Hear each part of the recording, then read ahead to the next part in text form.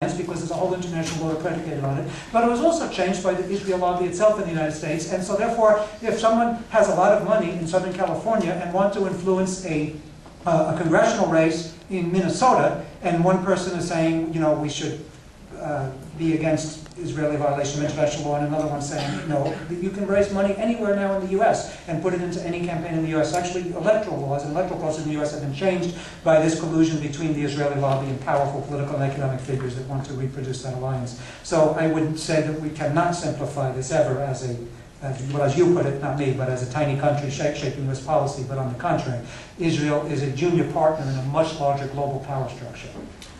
Can I just Just a quick feedback. You know, you are forgetting a major element in the equation, which is that the Palestinians are part of a bigger people who are the Arab people, and a bigger nation who are the Muslims. And don't forget that the majority of the people here are not identifying themselves as Palestinians, rather as Muslims. So I'm coming from the fact that there is the United States in opposite to the Muslim world. Well, I would just say that's irrelevant to me. I'm coming from the fact of what's justice and what's injustice.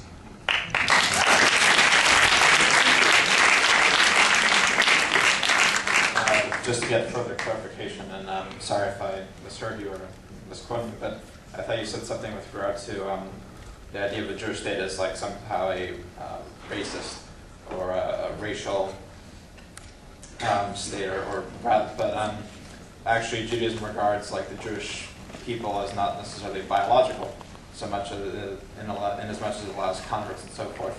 It is a ideological peoplehood, similar to how Muslims can be of any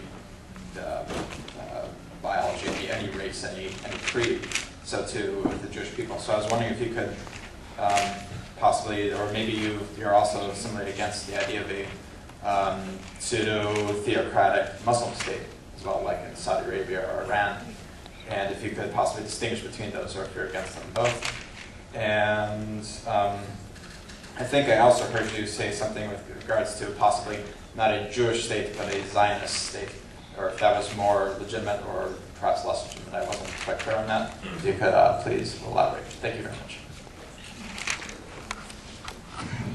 The next question is the last one.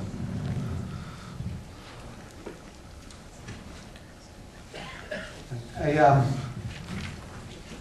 actually misquoted me on a few of the terms. I said that Zionism emerges as part of a wave of racial nationalism in Europe in the 19th and in the 20th century. It's part of a wave of racial nationalism. And these racial nationalisms, which included Nazism, states that there are ethnically pure people, and that these ethnically pure people should have their own individual states and their own individual territory. And if two ethnically pure groups are mixed, they should be separated, given their own states and their own territory. And Zionism, I didn't say Judaism, Zionism emerges as that particular Jewish variant of this European racial nationalism. And in fact, it's all there for us to study, all the historical documents. And that's exactly what Zionism calls for. It calls for a Jewish state for a supposedly pure Jewish people. Well,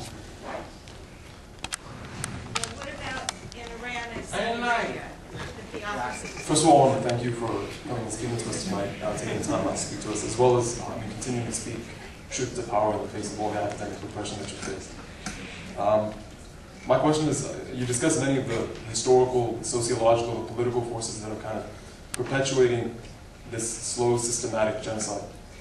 And I have to admit that it's hard not to feel overwhelmed as just a student to see all the things that we're sort of up against. So my question is, as undergraduate students, as a sociologist and as an academic, what advice can you give to undergraduate students and for advocates of justice to be most effective in kind of slowing this process and effectively stopping it? No, I think that, and we were commenting over coffee before coming here, that just 2 years ago, it would have been absolutely unimaginable that there would have been a vote at the student body at the student senate in Berkeley, 16-4 in favor of divestment, boycott, and sanction. And again, I think that the incredible, the unimaginable intensification of occupation and apartheid and increasingly so naked and so blatant, is something which has really accelerated the delegitimation of this project.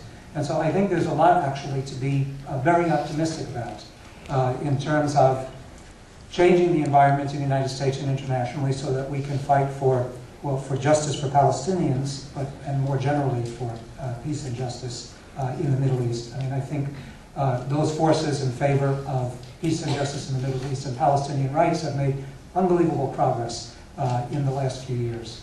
And of course on the heels of Israel's invasion of Lebanon and then the massacre in Gaza. I also want to say something else by way of conclusion.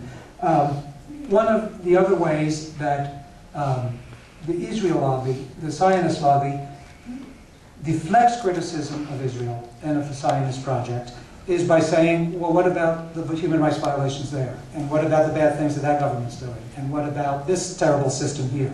And that's all fine to raise that, because I fight on many different fronts, and we all should be fighting on many different fronts against injustice. So we should be asking as well, if you want to ask what about human rights violations or theocracy in Iran, we should be saying what about human rights violations and terrorism in Arizona, for instance. So it's perfectly legitimate and necessary for us to take a principled stand in favor of justice and in favor of the truth and in favor of subordinate majorities wherever we go. But it's not justified, and I'm not going to fall into the trap of saying we should not be, in a forum such as this, critiquing and condemning an outlaw state and its violations of human rights and its genocide and its war crimes, because in other parts of the world there's also genocide or violations of international law and of human rights and so forth.